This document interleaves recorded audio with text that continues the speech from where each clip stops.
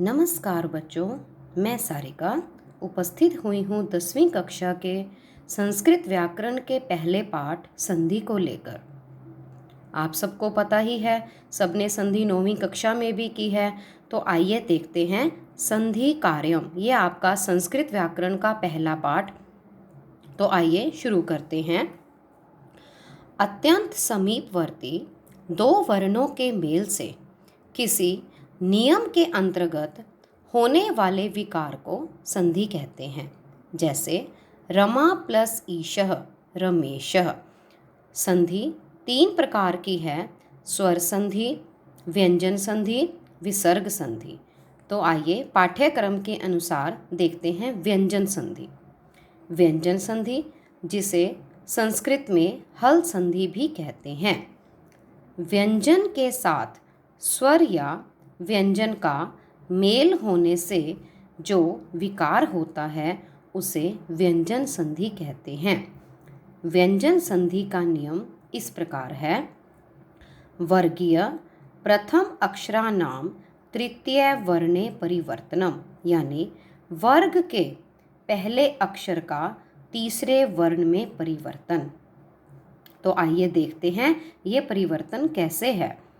यदि स्पर्श व्यंजनों के पहले अक्षर क, च, ट, त, प, इनके आगे कोई स्वर अथवा किसी वर्ग का तीसरा या चौथा वर्ण अथवा य, र, ल, व आए तो क, च, ट, त, प, यानी वर्ग के पहले वर्ण के स्थान पर उसी वर्ग का तीसरा अक्षर अर्थात क के स्थान पर ग, च के स्थान पर ज, यानी क ये पहला वर्ण है। इस क वर्ग का तीसरा अक्षर हुआ क, ख, ग, यानी क के स्थान पर ग। इसी तरह च, इस वर्ग का तीसरा अक्षर हुआ ज, यानी च, छ, ज। इसी तरह ट के स्थान पर ड, यानी ट, ठ, ड। त के स्थान पर द, त, थ, द, यानी पहले को तीसरा। और प के स्थान पर ब, यानी प, फ, ब हो जाता है। आइए देखते हैं उदाहरण से।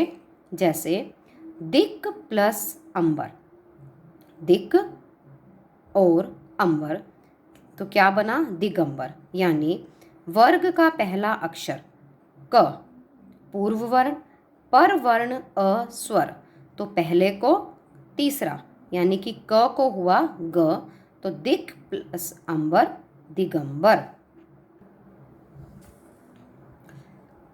षट प्लस आनन, ट, ठ, ड, यानी पहले को तीसरा, षडानन, ट, ठ, ड, यानी ट को ड। अप प्लस ज, अब्जः, यानी तीसरा, प, फ, ब, प को ब। अच प्लस अंतः, अजंतः, च, यानी च, छ, ज, पहले को तीसरा। इसी तरह आगे ये आपकी तालिका है। पूर्व वर्ण यानी क के बाद पर स्वर, विकार क्या हुआ इसमें? पहले को तीसरा, यानी क को ग। वाक प्लस अर्थी, वागार्थी।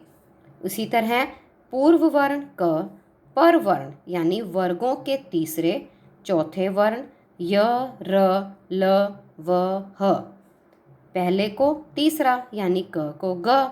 वाक प्लस धारा, वागधारा।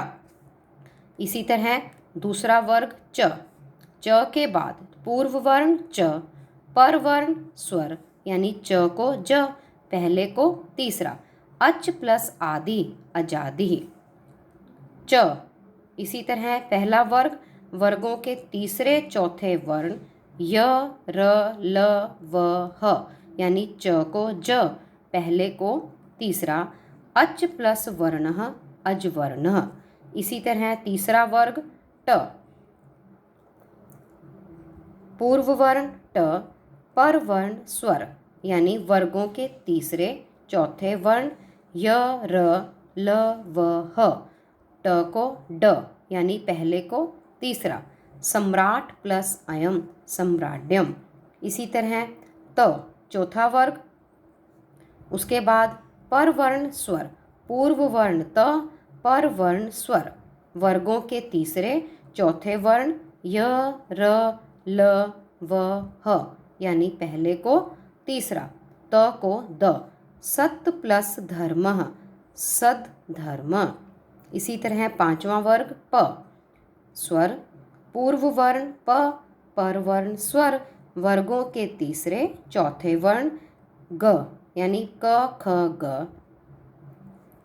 ध त थ द, ज च छ ज, चौथा च छ ज झ। इसी तरह आगे ये क्रम चलेगा। अब दह प फ ब यानी पहले को तीसरा।